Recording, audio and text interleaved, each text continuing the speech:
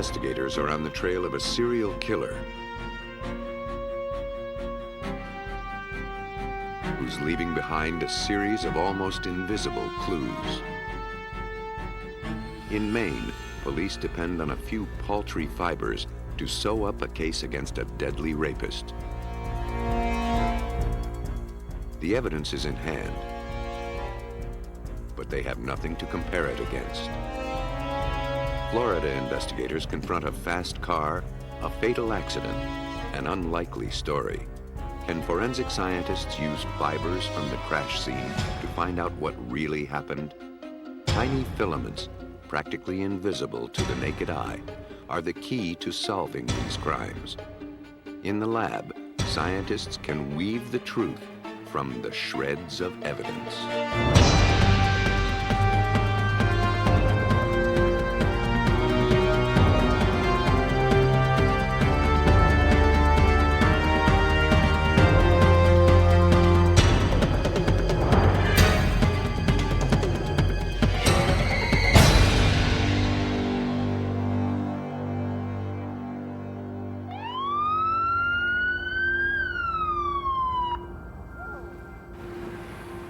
In 1981, a peaceful hike in the suburbs of Atlanta, Georgia, ended with a grim discovery. The body of a young man was lying at the edge of a field. For Atlanta police, it was the kind of scene that was becoming all too familiar. For 21 months, more than 24 bodies had turned up in fields, empty lots, and less traveled roads. The victims were young African-American males. Some were children. Most were strangled.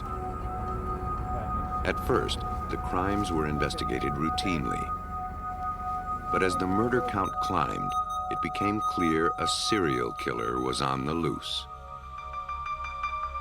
He would leave few clues in his deadly wake. Parents of the victims demanded answers.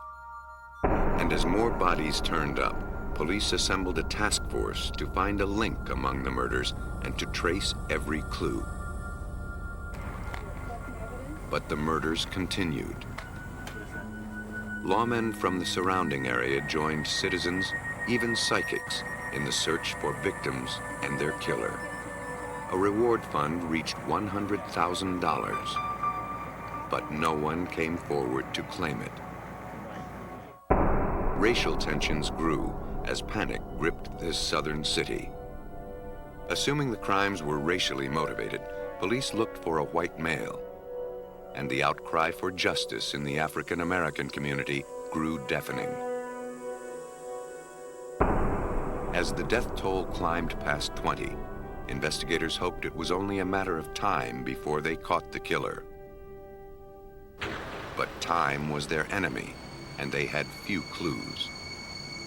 At the Georgia Bureau of Investigation, microanalyst Larry Peterson set his sights on the almost invisible clues known as trace evidence.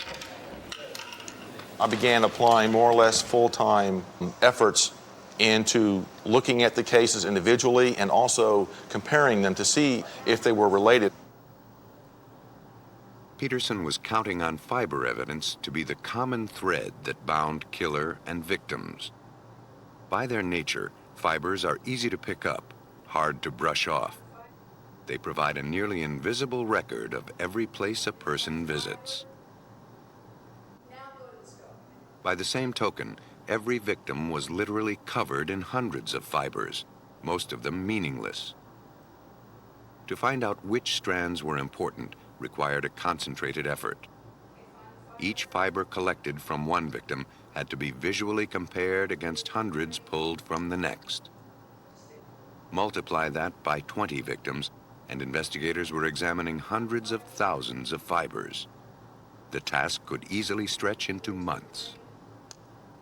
It's hard to determine automatically what bits of material are important that could be from, let's say, a killer's environment, what bits of material is from the victim's own home, from places that they frequent.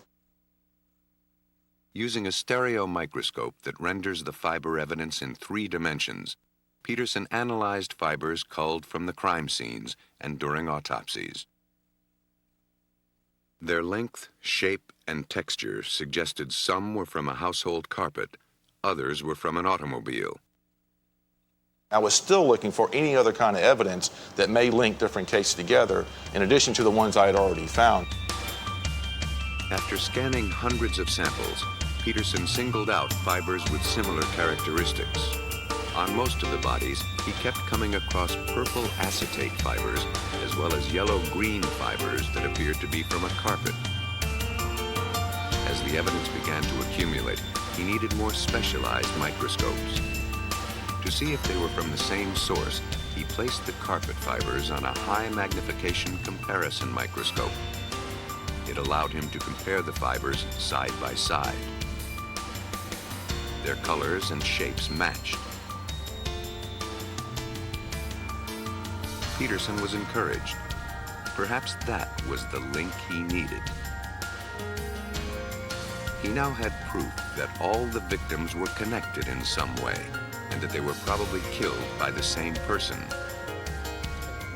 If he could figure out where the fibers came from, he could catch the killer. Fortunately, the fiber had an unusual structure. If he could locate its manufacturer, he'd be that much closer to solving the case.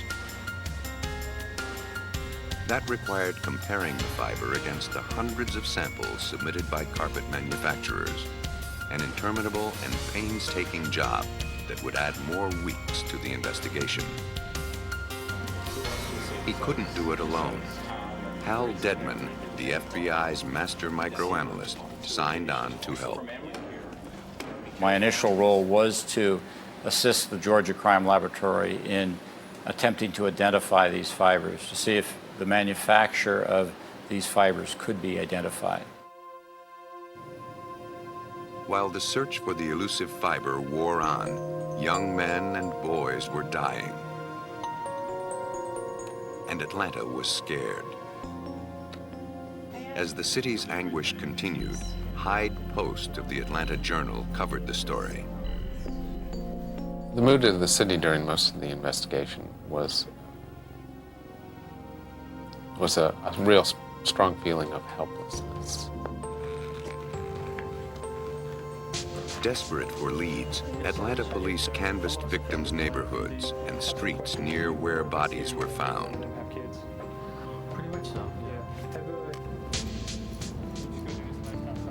They questioned people door to door, looking for any piece of information that might help them. At night, patrol cars searched the neighborhoods looking for anyone suspicious. On the streets, police had few leads, but in the lab, microanalysts were getting closer to pinpointing an original source for the unique fiber. The media caught wind that investigators were using trace evidence to tie the Atlanta area murders together. But publishing the news didn't stop the killer. It only made him change his tactics. Suddenly, instead of in the woods or dumped by the roadside, the bodies began to show up in water. The victims found in the rivers were either nude or partially clothed. Was the murderer trying to eliminate fiber evidence from being traced back to him? Lawmen suspected as much.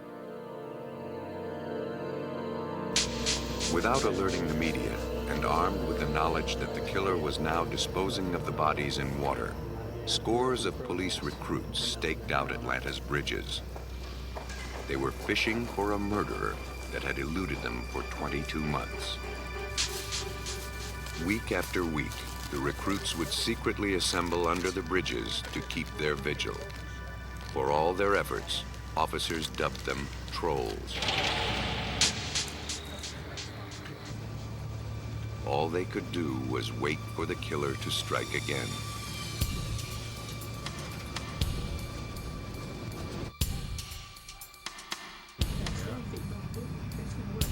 Around 2 a.m. on May 22, 1981,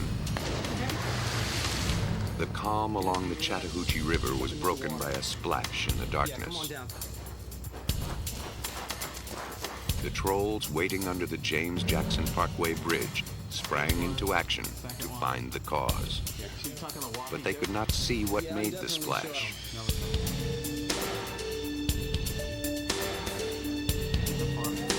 They radioed to nearby officers, who intercepted a station wagon and questioned the driver.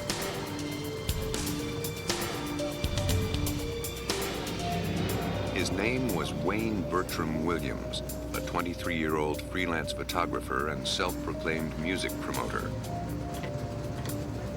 Williams didn't fit the assumed profile of the killer. In fact, as a young black man, he was more likely to be a victim. Williams told police he was coming home from a nightclub where he went to hear a new act he was considering signing. As a matter of procedure, police searched his car, then took his name and address and sent him on his way.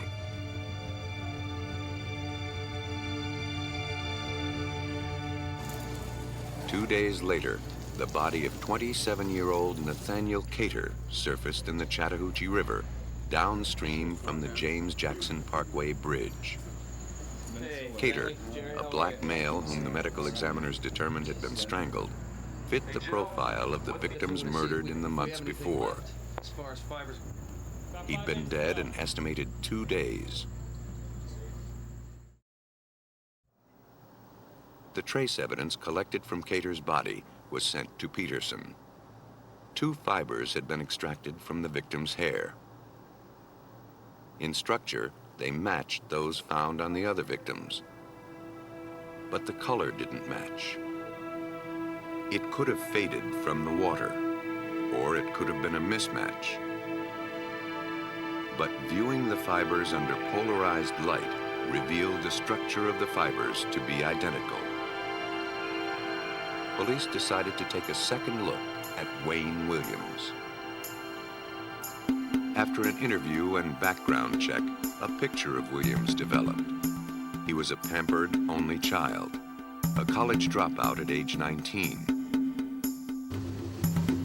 No one had seen him at the club he said he was at the night police stopped him on the bridge. Caught in this one lie, his alibi crumbled. Williams now became their chief suspect.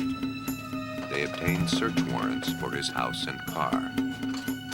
Williams, feeling he had been wrongly accused because of his race, held a news conference to proclaim his innocence. But he didn't allow the press to take pictures.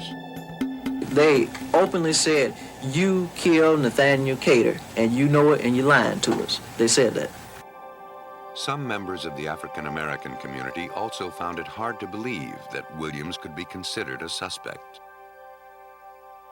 I think it was very difficult for the community to believe that an African American might have committed these crimes, that an African American had gone about systematically killing other African Americans. There was no history of black serial killers. Serial killers is a middle-aged white guy thing, or seemed to have been, and this ran counter to that pattern.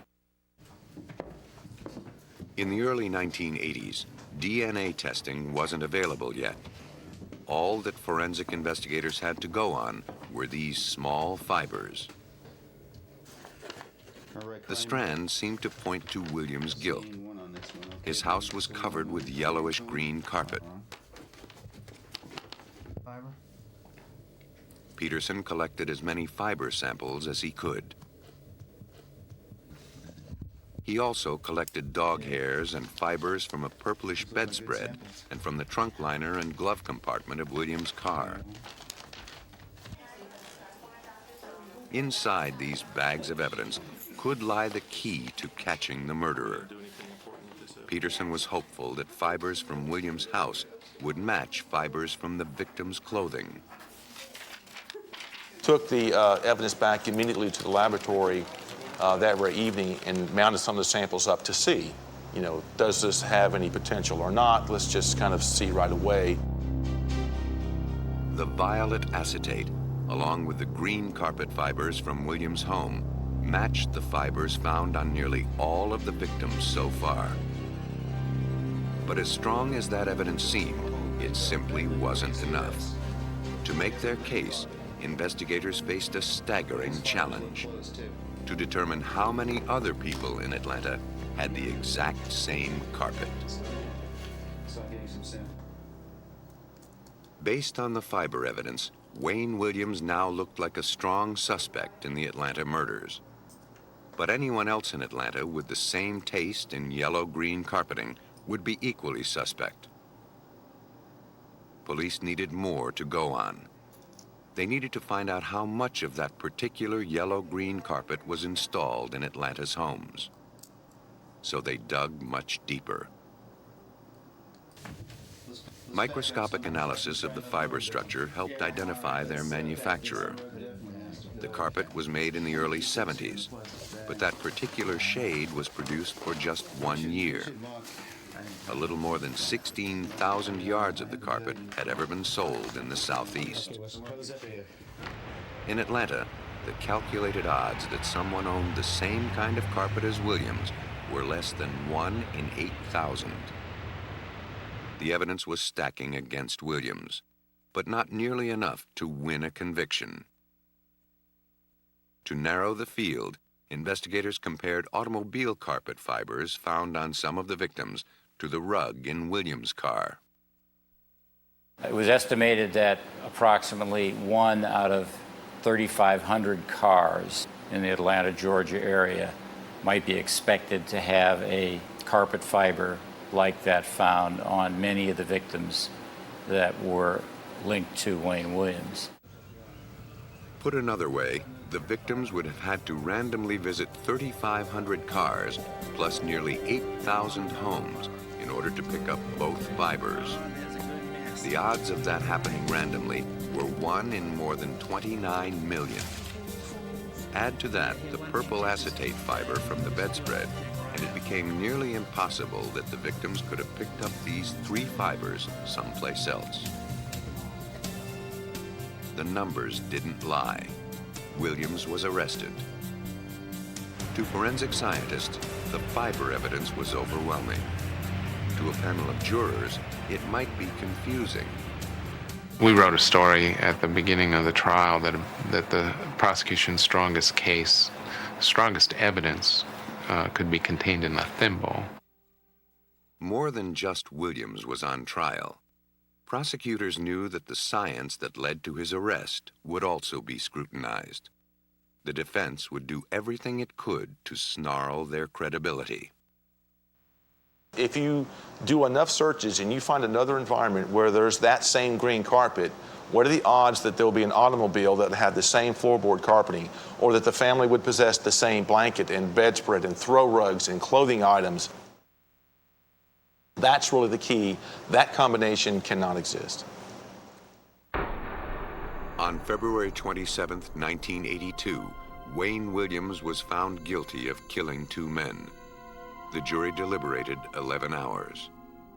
10 other murders were definitely linked to him during the trial, and the task force closed the books on 27 murder cases between 1978 and 1981, connecting them to Williams on the same fiber evidence.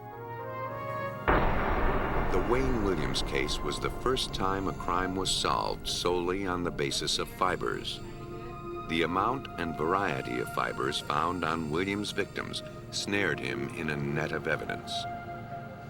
But in a case in Maine, investigators had far less to catch a killer. November 30th, 1990 was a brutal day in northern Maine.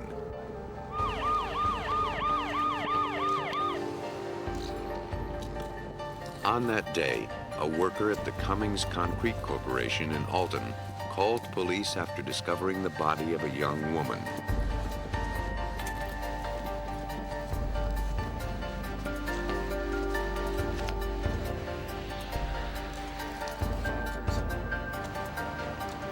The victim was face down.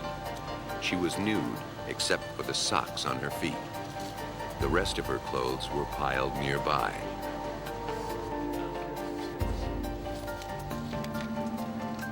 Police on the scene contacted Detective Ed Thorne of the nearby Bangor Police Department. They knew he was working on a month-old missing persons case, and the victim fit the description of the missing woman. The State Police Mobile Crime Lab was called in. Investigators were on the trail of a killer.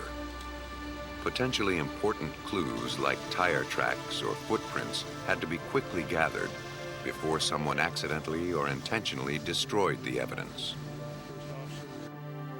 Maine State Police crime scene investigator Craig Hanley supervised collection of evidence. According to Hanley, the very act of arriving on a crime scene can compromise the minute evidence. If the crime scene is not properly secured, we end up with contamination or inadvertent contamination, sometimes by the officers themselves. It's very important for us to interview the first responders and to find out exactly where they walked, what they touched, what they moved, and what they removed. And if they've done the job properly, they should have everything noted so they can explain this to us.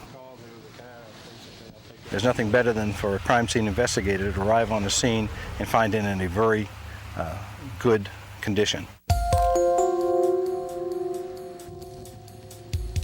The scene's original condition was recorded on film, and notes were jotted down on paper.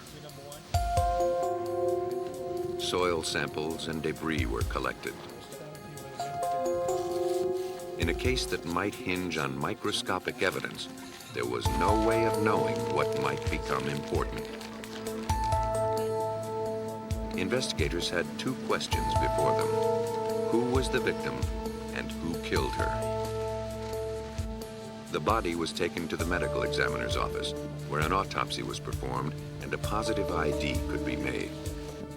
Her clothing and physical features matched those of 18-year-old Lisa Garland, the missing woman that Thorne had been searching for. She had been reported missing 1 month earlier. The medical examiner later confirmed her identification through fingerprints. Garland was last seen around 1 a.m. on October 27th, leaving the convenience store where she worked. She lived only a short distance away. Bangor Police Detective Ed Thorne had reason to believe that Garland arrived at her apartment after she left the store. What happened then is an open question. From there, she would have walked or got a ride down to her residence, which is approximately 150 yards from the store. We know she arrived because her pocketbook, her keys to the house, some money, and all her belongings were there. The keys and valuables found in her house led police to believe that she had not left on her own.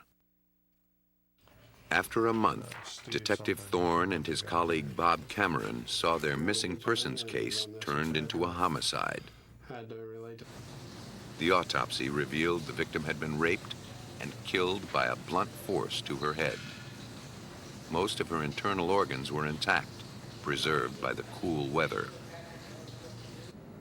At the Maine State Crime Laboratory, forensic chemist Chris Montagna analyzed trace evidence collected from the crime scene. Most notably, the socks the victim was wearing at the time of her death. He was hoping they would hold some small clue to the killer's identity.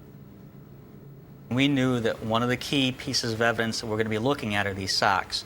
I began to process the socks simply by doing a visual examination, seeing what I could find, if there was any hairs or fibers, grass, anything that might be from the environment of the perpetrator. He found maroon fibers. Experience told him they were from the carpet of an automobile. In terms of clues, it wasn't much. But Montagna felt the entire case could hang by this one thread of evidence. In July 1991, a 15-year-old girl was riding her bike on a lonely road in York, Maine, more than 200 miles south of Bangor. A car slowly approached and forced her off the road. She fell into the grassy embankment. The driver got out of the car and dragged the girl into the woods. There, he raped her, stabbed her, and left her for dead. Amazingly, she survived. After her attacker left, she found her way to a neighbor's house where she called for help. At the York Police Department, she picked out her attacker from the mugshot file. The suspect was a convicted rapist named David Fleming, who had been released from prison just 9 months earlier. In a state as quiet as Maine, news of violent crime spreads fast. After months of chasing dead-end leads to find Lisa Garland's killer, Detective Thorne heard about the violent rape in York. Bangor police became interested in David Fleming. Just maybe he had something to do with Lisa Garland's death. In York, DNA taken from the rape victim matched Fleming's DNA. Fleming pleaded guilty to raping and assaulting the young woman in York. He was sentenced to 80 years. The Lisa Garland murder case was still open. Bangor detectives believed that if they could match Fleming's DNA to samples collected at the crime scene, they'd have their man. But the DNA would have to wait. In the early 1990s, DNA testing could take months. Today, it takes weeks. If police were to prove that David Fleming killed Lisa Garland, they would need to rely on more conventional evidence. In this case, carpet fibers extracted from David Fleming's car. The fibers were sent to chemist Chris Montagna. He compared them with the ones found 8 months earlier on Lisa Garland's socks. Montagna placed each fiber on a separate stage of a comparison microscope to analyze them side by side. With a few adjustments, he could see that the pattern of dark and light stripes in the fibers lined up. When laid end to end, the fibers looked like one continuous strand, indicating that they came from the same source. It looked like the breakthrough investigators needed. The match allowed detectives Thorne and Cameron to trace 8-month-old evidence back to David Fleming. Detective Bob Cameron understood the importance of the fiber evidence. The fiber that was found on the victim's sock, that was matched to the carpeting on the vehicle that Fleming had been driving. And it narrowed it down considerably because the fiber that matched to the carpet in the car was the only year that they had put that color carpeting in those vehicles. The results were now conclusive. The fibers matched. But would this single shred of evidence be enough to convince a jury beyond a reasonable doubt? Fortunately, an overlooked piece of evidence was found in the victim's body bag. It was a small chip of wood, hardly worth keeping. But Montagna noticed that it had been squared off, leading him to believe that the wood had been machined. Successful once with carpet fibers, Montagna asked the investigators to again comb through Fleming's car, to look this time for a speck of matching wood. Inside the trunk, covered by a large cloth, lay small, hand-carved wooden boats. Fleming learned to craft wood during his previous prison stints. Montagna sent the chip and the boats for analysis. The results again looked bad for Fleming. The chip was made of white pine, and so were the model boats. The wood had all been machined the same way. Now there were two strong reasons to link Fleming to Lisa Garland. The fiber evidence and the wood chip showed that Garland was in Fleming's car. But none of this evidence proved that he raped and murdered her. Establishing that Fleming killed her would be much more difficult. He appeared to have an airtight alibi. Around the same time Lisa Garland disappeared, he was in the hospital with serious injuries.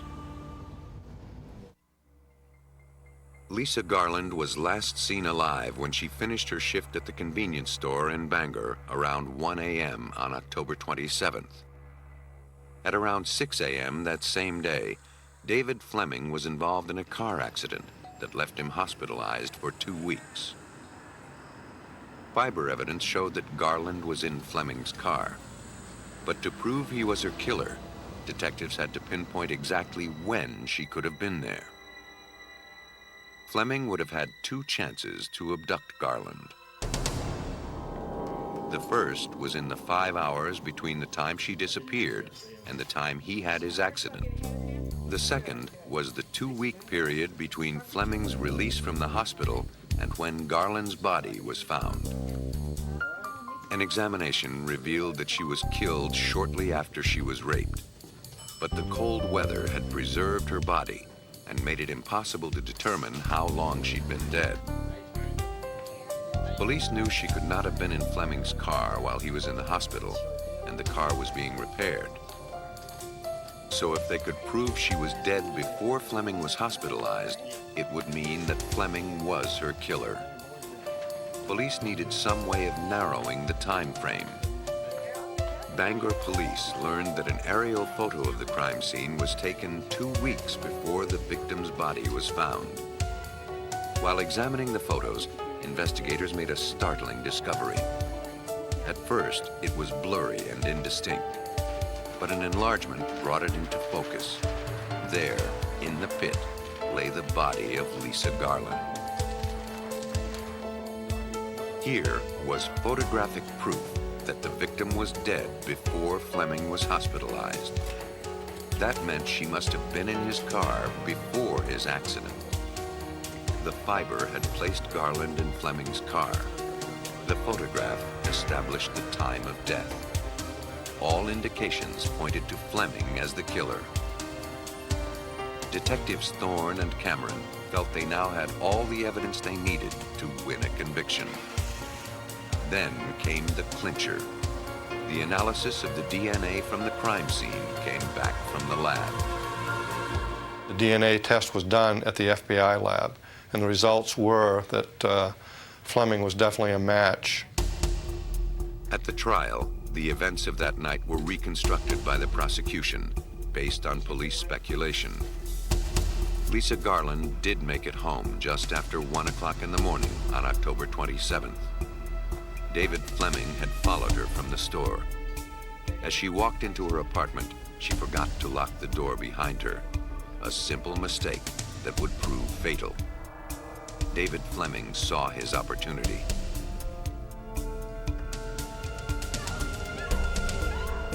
He then went into her apartment. It's not clear where he committed the crime, but fibre evidence proved that Garland's body was in Fleming's Delta 88 before he dumped it by the sand pit in the town of Alton. Fleming then returned home, where his girlfriend remembered him walking in around 3 o'clock in the morning. She recalled him not sleeping soundly and leaving around 5 a.m.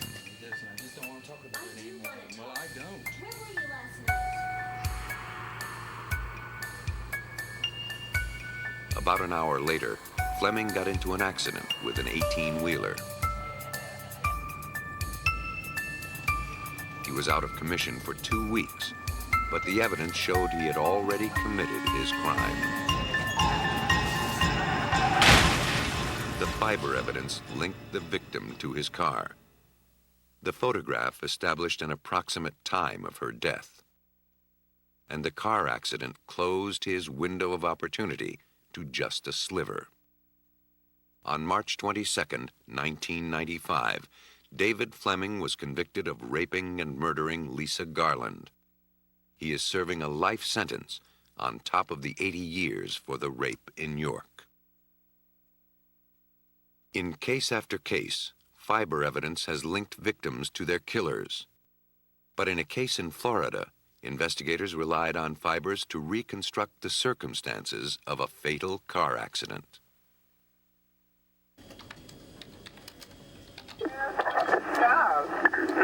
Was emergency? Yes, some man just knocked on my door. He says he's had an accident and he thinks his friend's dead.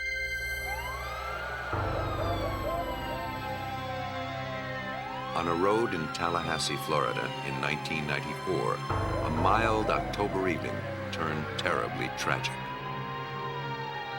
Strewn among broken beer bottles, snapped tree limbs, and mangled car parts lay the lifeless body of 30-year-old Michael Mannella.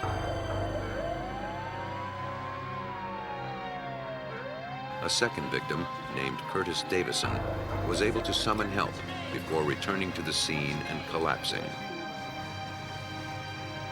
As paramedics treated Davison, Tallahassee police sized up the scene of the fatal accident.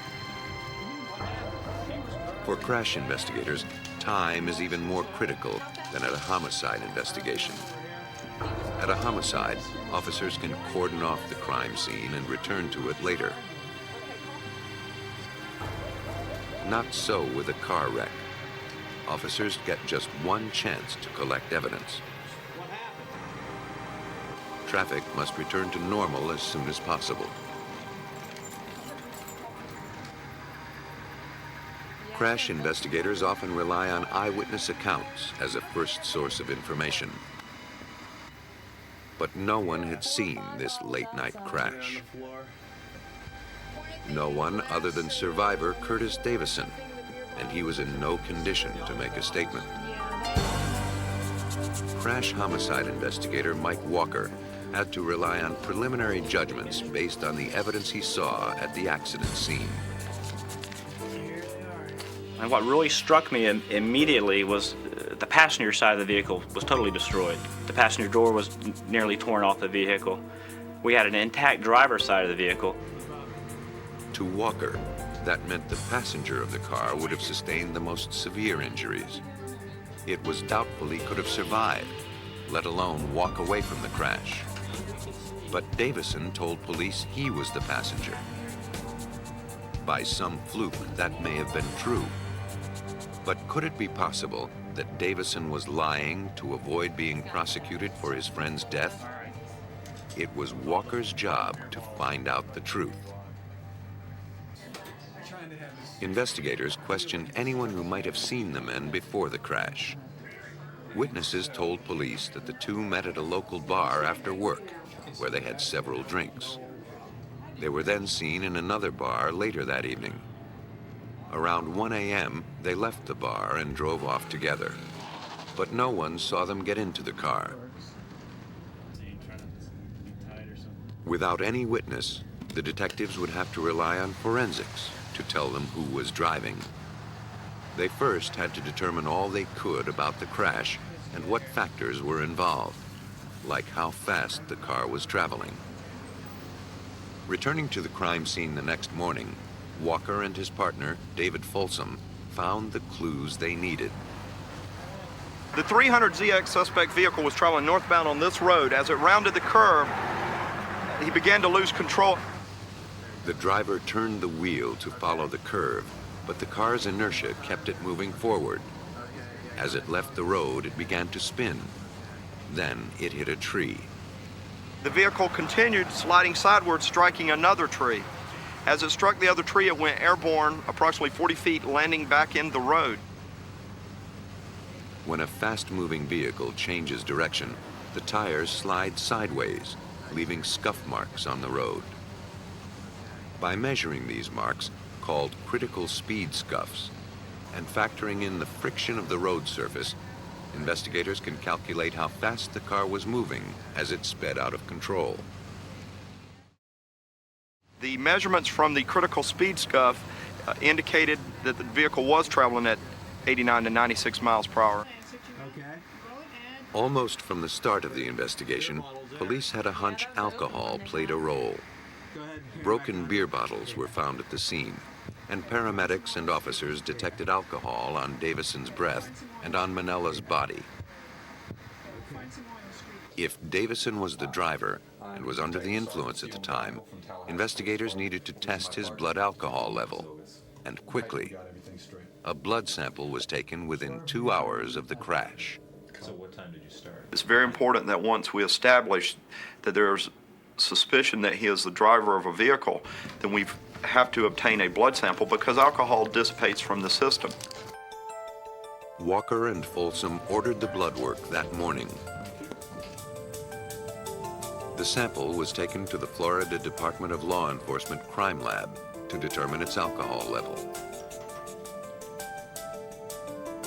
First, the analyst takes a carefully measured portion of the blood she wants to test and places it into a clean, labeled vial. The alcohol in the blood is volatile. As the blood is shaken, it evaporates into the air or headspace of the vial. It's the components of the blood in the headspace and not the blood itself that's tested. The gas in the headspace is drawn into a chromatograph, which identifies its components and their concentration.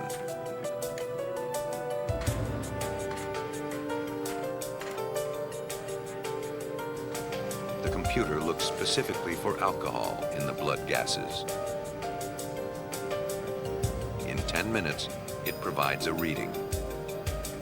The results showed Davison's blood alcohol level at 0.04, safely below Florida's legal limit. But that was the level when his blood was drawn at the hospital, not the level he had at the time of the accident. Because alcohol dissipates from the bloodstream at a consistent rate, the analyst can calculate what the level was 2 hours earlier when the accident occurred. Davison's level at the time of the crash was estimated to be between 0.06 and 0.08. In Florida, a level as low as 0.051 can be considered driving under the influence. But investigators still had to prove that he was behind the wheel. Back at his office, Walker pored over the accident scene photos and compared them to his notes. Parts of Davison's story weren't adding up. First was the car's restraining system. Walker recalled the driver's side airbag had been deployed. Airbags, by design, pin the driver in place. If Mannella were driving, it seemed unlikely he'd have been thrown from the vehicle. Yet his body was found some 50 feet from where the car came to rest. On the other hand, the passenger's side seatbelt looked like it hadn't even been used. Whoever sat here could have been thrown. One more clue aroused suspicion. A bloody handprint on the outside of the driver's side door.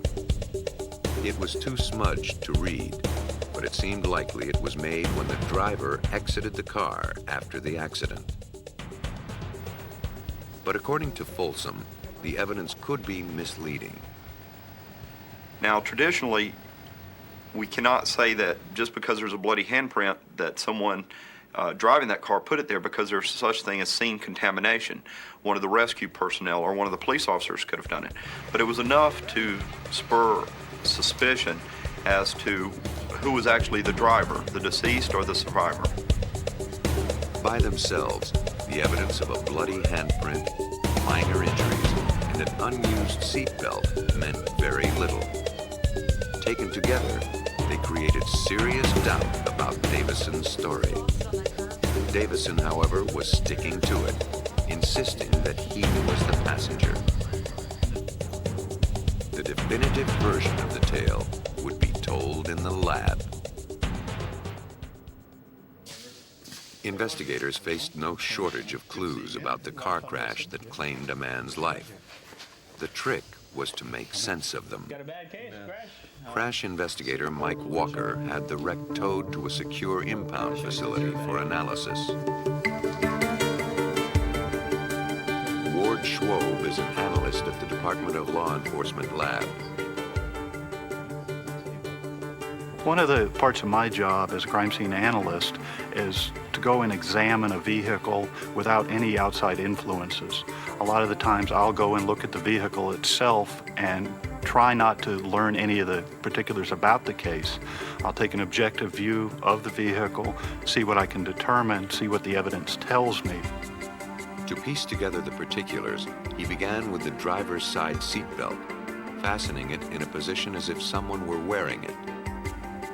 He noticed spots on the seat belt near the door. They tested positive for human blood. That indicated the seat belt was probably worn at the time of the crash. It also meant that whoever wore it was probably not ejected from the car. Signs again pointed to Davison. The evidence was suggestive, but slippery. Even if the blood proved to be Davison's, the defense could argue that it could have spattered onto the belt while the car was spinning, or that Davison could have bled on it after the crash as he staggered around the car. To seal this case, investigators needed to find evidence that fit 3 criteria. First, the evidence could be left only at the moment of impact.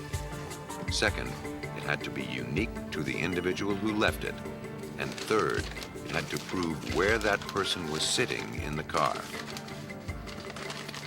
Investigators depended on fibers to meet those criteria, and they depended on Regional Crime Lab microanalyst Paula Sauer to read them. Detectives Walker and Folsom gave Sauer several pieces of material evidence collected from the accident scene, including a dashboard with 2 dents in it and clothing worn by the victims. The dents in the dash were on the passenger's side. It was presumed they were caused by contact with the passenger's knees. Remarkably, the force of the crash created so much frictional heat that woven patterns and fibers were actually melted into the vinyl. There were fibers, numerous fibers embedded in the dashboard area that would be directly in front of the passenger seat. These fibers were microscopically consistent with the fibers composing Mannella's pants. The evidence seemed to indicate that Mannella was in the passenger's seat. But Sauer wouldn't stop there. She scrutinized every piece of evidence to be certain her results were consistent. She turned her attention to strands of human hair and synthetic fibers gathered from the cracks of the passenger side of the windshield. Michael Mannella wore a hairpiece composed of both human hair and synthetic fibers. If the fibers from his hairpiece matched those in the windshield, it would strengthen the argument that he was the passenger and that Davison, the survivor of the crash, was driving. An inspection of the synthetic hairs using a high-power comparison microscope suggested the fibers in the windshield matched those in Mannella's hairpiece.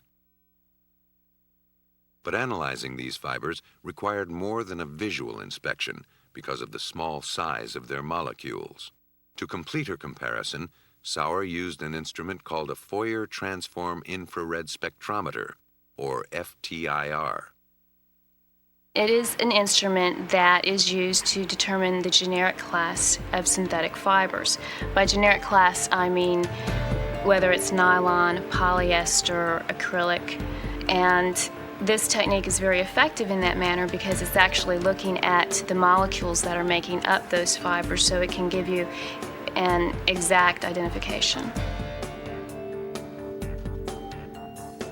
The characteristics of both fibers were displayed on a computer. The red lines represent fibers from the hairpiece. The green lines represent fibers pulled from the windshield. In every way, they were identical. So far, all indications were that Mannella was in the passenger seat.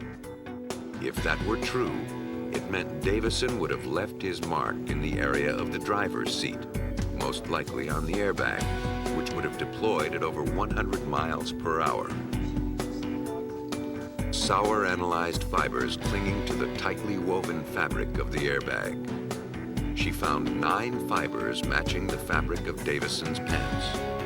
Her conclusion? Davison was driving. Paula Sauer used her sophisticated optics to put the accident scene into focus. Not only had she placed Mannella in the passenger seat, but also determined that Davison was the driver. The evidence was handed over to the state's attorney, who showed in court that Davison lied about the events that unfolded in the early morning hours of October 6, 1994.